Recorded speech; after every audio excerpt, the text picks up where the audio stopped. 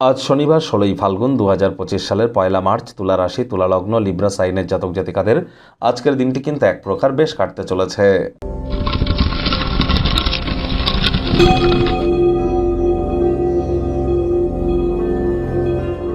ভিডিওটির শুরুতে স্ক্রিনে আপনারা দেখতে পাচ্ছেন শনি মহারাজের প্রণাম মন্ত্র। ওম নীলাঞ্জনচয় প্রক্ষং রবি সুতং মহাগ্রহম ছায়া গর্ভসম্ভূতং তং নমামি শনিশ্চরম। এটিই কিন্তু শনি মহারাজের প্রণাম মন্ত্র। সন্ধ্যেবেলার সময় ১০৮ বার জপ করুন না, অত্যন্ত উপকৃত হবেন। পরসমালোচনা, পরচর্চা, পরনিন্দা, রাগ, বিদ্বেষ, হিংসা, ঘৃণা, অহংকার করা থেকে বিরত থাকুন। ধর্মপ্রাণ, কর্মনিষ্ঠ, মাতৃভক্ত হন। বাসি খাদ্য খাবার খাবেন না। আশপাশ পরিষ্কার পরিচ্ছন্ন রাখুন, নিজেও পরিষ্কার পরিচ্ছন্ন থাকুন। হাইজিন মেনটেন করুন, টাইম বাউন্ডিং হয়ে চলার চেষ্টা করুন।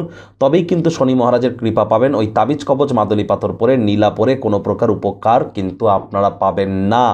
আর এ মাসের অর্থাৎ এই মার্চ মাসেই কিন্তু শনি মহারাজ রাশি পরিবর্তন করতে চলেছেন। সুদীর্ঘ ৩০ বছর পর মীন রাশিতে গোচর করবেন, যার ফলস্বরূপ আপনাদের রাশির উপরে কী প্রভাব পড়বে।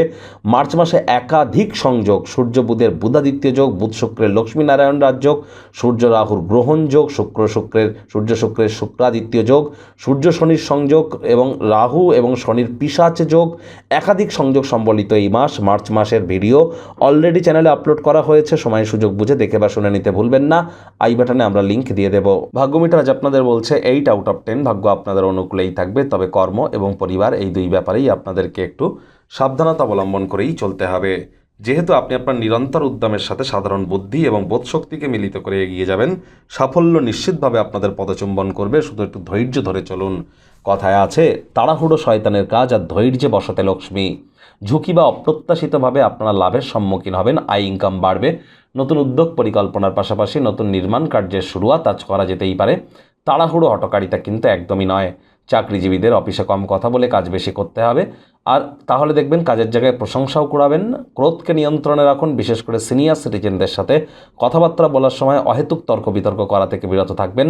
রাজনীতিবিদ যারা আছেন, জনসংযোগ বৃদ্ধি করুন। কঠোর কায়িক পরিশ্রমের কোনো বিকল্পই কিন্তু নেই।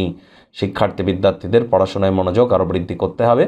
উচ্চশিক্ষার জন্য যারা বিদেশ যাত্রার কথা ভাবছিলেন, ভাগ্যদেবীও আপনাদের পক্ষেই আছেন। সন্তান সন্ততি থেকে থাকলে তারাও তাদের কৃতিত্বের দ্বারা আপনাদেরকে গর্বিত অনুভব করাবে। হাউস ওয়াইফদের জন্য দিনটি এক প্রকার বেশ।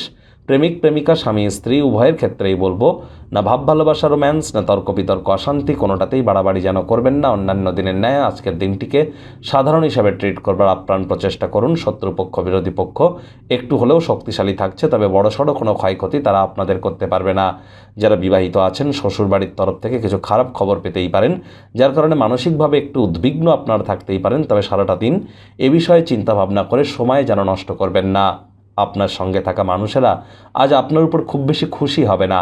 সে আপনি তাদের যথেষ্টই সন্তুষ্ট করবার প্রচেষ্টা করুন কিনা, আর চেষ্টা করুন ডমিনেটিং নেচারের যেন হবেন না। ছোটোখাটো ব্যাপারে অন্যের বিষয়ে ভুল ত্রুটি ধরার স্বভাব থাকলে ত্যাগ করুন। শত্রুপক্ষ, বিরোধী পক্ষ খুব একটি শক্তিশালী থাকছে না।